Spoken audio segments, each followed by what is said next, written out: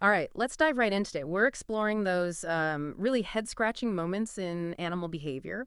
And you sent us a great source for this one. It's a recent entry from a fishkeeping blog. It describes this really puzzling situation with Jewel Cichlids and Guppies sharing an outdoor pond. Yeah, the author, the person writing the blog, saw something truly baffling. There was this female Jewel Cichlid, usually just doing her own thing, but then boom, she became incredibly aggressive and like really focused aggression, aimed right at a small guppy swimming nearby. Mm. So the author was left wondering, what's going on? Is this just a mean fish? Or maybe these two species, they can't live together. What on earth made her act like that so suddenly? Exactly. And that sudden shift, the seemingly random aggression, that's what makes this so interesting to unpack. Our mission here is to figure out what the source author eventually discovered, what was really driving this, and what does it tell us about, those deeper animal instincts. Okay, so let's unpack that.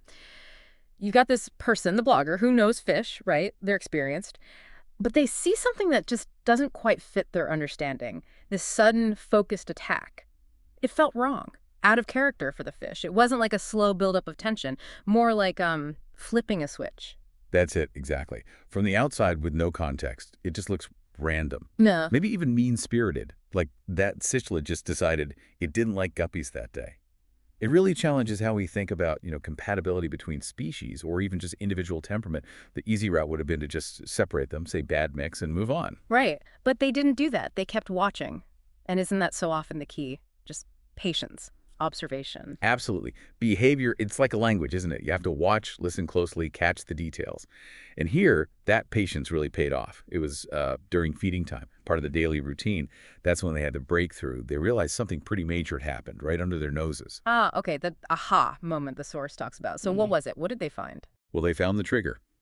Turns out the pair of Jewel Cichlids had spawned. Hidden down at the bottom of the pond, tiny little Jewel Cichlid fry. Baby fish. It wasn't obvious at first glance, but once they spotted those fries, suddenly the aggression puzzle just clicked. Wow. So it wasn't about the guppy itself. It was because the babies were there. Precisely. Jewel Cichlids, you see, they're known for this. Intense parental care. Yeah. Very territorial when they have young. Once those eggs are laid, and especially after the fry hatch, their whole world shrinks. Their main drive is protecting that little spot where the babies are. Any other fish, doesn't matter the species if it gets too close. Potential threat. So the poor guppy wasn't being picked on because it was a guppy. It just happened to swim into the nursery zone. That's spot on. It wasn't about species dislike at all. It was pure, powerful instinct. Defending the next generation. It's a fantastic example, really. What looks like random aggression is actually driven by, well, one of the strongest forces in nature. Protect your kids. Contrast that with fish that just scatter eggs and swim off. Cichlids. They invest.